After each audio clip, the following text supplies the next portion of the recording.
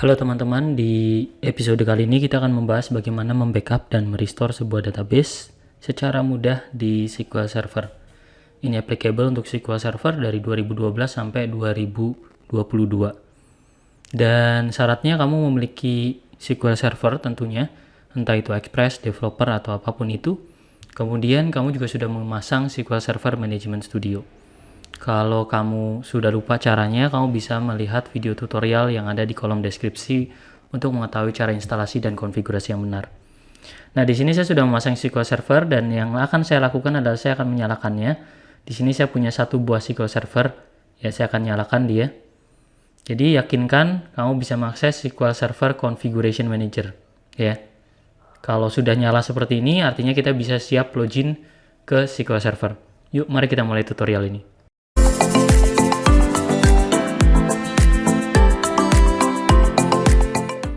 Berikutnya saya akan masuk ke SQL Server-nya. Saya pilih Server Type Database Engine, kemudian server name-nya. Server name-nya ini nama komputer kita ya teman-teman ya. Jadi kalau nama komputer saya ZenBook Pro Duo 15 ya udah itu namanya ya. Itu localhost ya. Oke. Kemudian di sini ada authentication, kita bisa milih bisa Windows Authentication atau SQL Server.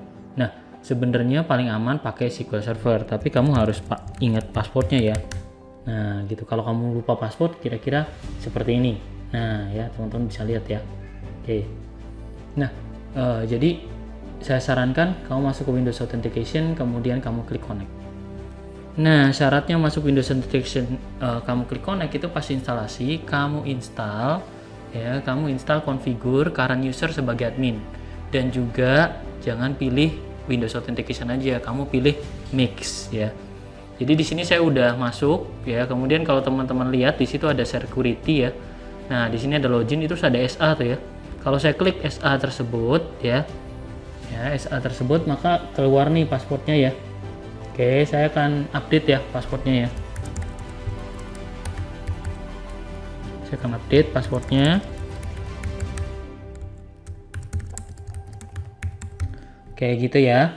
Kemudian default database, teman-teman bisa lihat di situ server roles-nya di sini. Yang paling penting kalau pengen create, restore dan sebagainya itu harus sysadmin ya. Oke, sistem admin. Oke. Kemudian kita lihat user mappingnya dia kemana aja, ya usernya kemana saja dan statusnya gimana.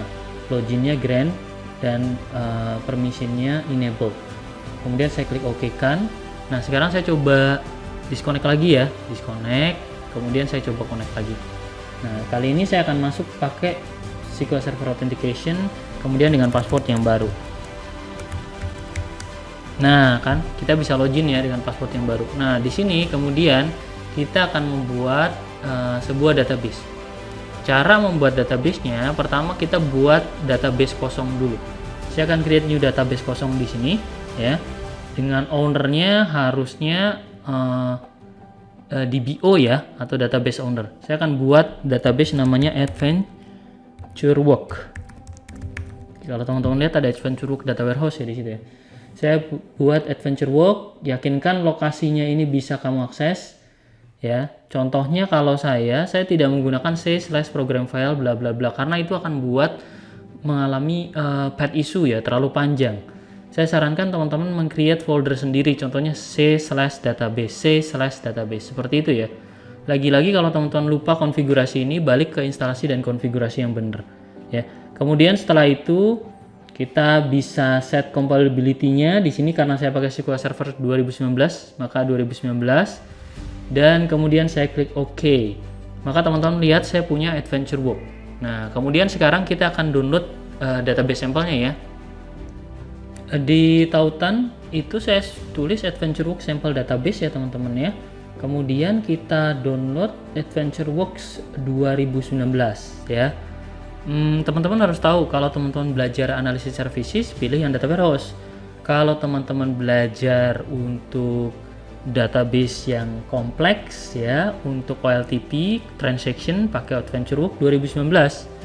Kalau teman-teman termasuk fakir dalam storage dan sebagainya, cuma pengen belajar teknologi database seperti CRUD aja, teman-teman bisa pakai AdventureWorks Lightweight 2019 ya. Saya pakai AdventureWorks 2019 ya. Saya download dulu nih bugnya. Tunggu sebentar beberapa saat ya, kita lihat ya. Oke, ukurannya 199 200 mega tuh teman-teman. Ya, jadi teman-teman harus sabar dulu pada saat mendownload. Ya, kita tunggu beberapa saat lagi. Nah, saya sudah mendownload ya AdventureWorks database backupnya berekstensi .bug ya. Kemudian yang saya lakukan adalah saya pilih task di situ, kemudian saya pilih restore database.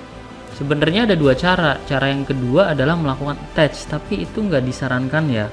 Attach detach itu kalau berada dalam satu server yang sama. Jadi kalau misalnya kamu punya database terus kamu pengen detach terus attach lagi nggak apa-apa. Tapi kalau misalnya kamu dari satu server ke server yang lain, saya selalu menyarankan backup restore. Nah, kalau di Azure ataupun di SQL Server maka kombinasinya nggak bisa pakai itu. Kamu lebih baik pakai ini ya, data tier. Nah, data tier nih ya, export data tier. Kalau antara SQL Server dan SQL Azure, lebih baik pakai data tier. Bang, gimana kalau saya punya hostingan terus hostingannya pakai SQL Server? Nah, mending kalau itu kamu generate script.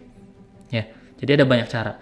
Nah, kalau di sini kita akan coba pakai restore ya. Kita klik kanan, kemudian kita restore database ya. Kemudian setelah itu kita pilih device ya. Kita cari itu berkasnya, bentuknya file ya. Kemudian kita add. Saya akan cari itu filenya ada lokasinya di upload. Nah, ini ya. Oke. Saya klik OK. Nah, itu nanti kelihatan database-nya apa, ke restore-nya kemana. Di situ ada full. Kamu harus make sure dulu kalau database backup-nya ini bener ya. Oke, kamu verify. Nanti kalau ada tulisan done, berarti bener. Kamu klik file. Oke, bener ya. Originalnya di mana, lokasi terakhir di mana, option di sini. Nah, ini option ya. Kamu pilih override the existing database. Ya, pilih override. Oke. Kemudian setelah itu kita restore. Udah, cuma gitu aja. Oke. Berhasil kan? Nah, sekarang kita sudah punya database yang siap kita pakai ya. Demikian sesi tutorial kali ini, semoga bermanfaat. Sampai jumpa di tutorial selanjutnya. Jika ada kesulitan, silakan masukkan ke kolom komen. Terima kasih.